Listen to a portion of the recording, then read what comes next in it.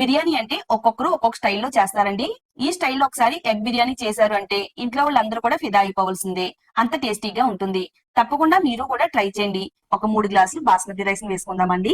750 గ్రాములు రైస్ అయితే తీసుకున్నాను. శుభ్రంగా నీట్ గా కడుక్కోవాలండి. రైస్ మునిగేంత వరకు నీళ్ళని పోసుకోవాలి. ఒక అరగంట నుంచి గంట వరకు బియ్యాన్ని అయితే నానబెట్టుకుందామండి. 7-8 గుడ్లు తీసుకున్నాను. గుడ్లన్నిటికీ కూడా ఈ విధంగా ఘాట్లు పెట్టుకుని పక్కన పెట్టుకుందాము. స్టవ్ పైన గిన్నె పెట్టుకుందామండి. 1 టేబుల్ స్పూన్ వరకు ఆయిల్ వేసుకుందాము. ఒక 1/2 టేబుల్ స్పూన్ పసుపు, ఒక 1/2 టేబుల్ స్పూన్ కారం, ఒక 1/2 టేబుల్ స్పూన్ గరం మసాలా పొడి, ఒక 1/2 టేబుల్ స్పూన్ బిర్యానీ మసాలా పొడి వేసుకుందామండి. కొద్దిగా సాల్ట్ ని కూడా వేసుకుని అంతా కూడా బాగా కలుపుకోవాలి. అన్ని వైపులకి కూడా తిప్పుకుంటూ రెడ్ కలర్ లోకి వచ్చేంత వరకు వేయించిన తర్వాత గుడ్లన్నిటిని కూడా ఒక గిన్నెలోకి తీసుకుని పక్కన పెట్టేసుకుందామండి. స్టవ్ పైన వెడల్పుగా కొంచెం మందంగా ఉండే గిన్నె పెట్టుకోవాలండి. నేనైతే ఇక్కడ కుక్కర్ గిన్నె పెట్టాను. అంటే విజిల్ అనేది పెట్టట్లేదండి, కొంచెం మందంగా ఉంటుందనేసి కుక్కర్ గిన్నె తీసుకున్నానండి.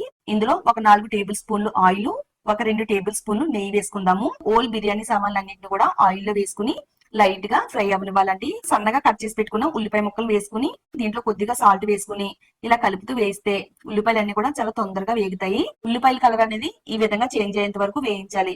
ఒక 2 టేబుల్ స్పూన్లు అల్లం వెల్లుల్లి పేస్ట్ వేసుకుందామండి. ఈ అల్లం వెల్లుల్లి పేస్ట్ బాగా వేగిన తర్వాత కొద్దిగా కట్ చేసి పెట్టుకున్న పుదీనా తరుగు, కొత్తిమీర తరుగు వేసుకుని వేయించాలండి. బాగా వేగిన తర్వాత టమాటా ముక్కలు కూడా వేసుకుందాం. ఒక 5-6 పచ్చిమిరపకాయలు కూడా చీల్చుకుని వేసుకోవాలి. దీనిపైన మూత పెట్టి మీడియం ఫ్లేమ్ లో దీన్ని మనం మగ్గించాలండి. మధ్య మధ్యలో గంటతో కలుపుతూ ఉండాలండి.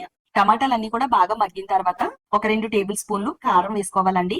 1 టేబుల్ స్పూను ధనియాల పొడి, 1 టేబుల్ స్పూను జీలకర్ర పొడి, 1 టేబుల్ స్పూను గరం మసాలా పొడి, 1 టేబుల్ స్పూను బిర్యానీ మసాలా పొడి వేసుకోవాలండి. అంతా కూడా బాగా కలపాలి. కొద్దిగా సాల్ట్ వేసుకుందామండి. ఆల్రెడీ మనం ఉల్లిపాయలు వేయించేటప్పుడు సాల్ట్ వేసాం కదా, ఇప్పుడు చూసుకుని సాల్ట్ వేసుకోవాలి. ఆయిల్ అనేది ఇలా సెపరేట్ అవుతుందండి. ఇలా సెపరేట్ అయిన తర్వాత ఒక 4 టేబుల్ స్పూన్లు పెరుగు వేసుకోవాలండి. అంతా కూడా బాగా కలుపుకోవాలి. ఒక 2 నిమిషాల పాటు ఉడకనివ్వాలండి. నీళ్లు పోసుకుందామండి. ఎన్ని గ్లాసులు రైస్ అయితే తీసుకున్నామో ఒక్కో గ్లాస్ కి 1.5 గ్లాసు నీళ్ళని పోసుకోవాలి. ఈ టైంలోనే ఉప్పు సరిపోయిందో లేదో సరి చూసుకోవాలి. వాటర్ మరిగిన తర్వాత రైస్ ని వేసుకుందామండి. ఈ బాస్మతి రైస్ ని ఒకసారి ఇలా గట్టితో కలుపుకుంటే సరిపోతుంది. ఇప్పుడు దీనిపైన మూత పెట్టేసుకుని రైస్ ని ఉడకనివ్వాలండి. 90% రైస్ ఉడికిన తర్వాత వేయించి పెట్టుకున్న గుడ్లుని ఇందులో పెట్టుకోవాలండి. పైన గుడ్లన్నిటిని కూడా ఈ విధంగా పెట్టేసుకోవాలి. కొత్తిమీర తరుగు, పుదీనా తరుగు వేసేసుకోవాలి. దీనిపైన మూత పెట్టేసి టోటల్ గా సిమ్ లో పెట్టుకుని ఒక 10 నిమిషాల పాటు కుక్ అవనివ్వాలి. 10 నిమిషాల తర్వాత స్టవ్ ఆఫ్ చేసి మూత తీయకుండా కొద్దిసేపు అలా ఉంచేయాలండి. ఎగ్ బిర్యానీ అనేది రెడీ అయిపోయిందండి. చూస్తుంటేనే నోరు ఊరిపోతుంది కదా. చాలా సింపుల్ ప్రాసెస్ అండి.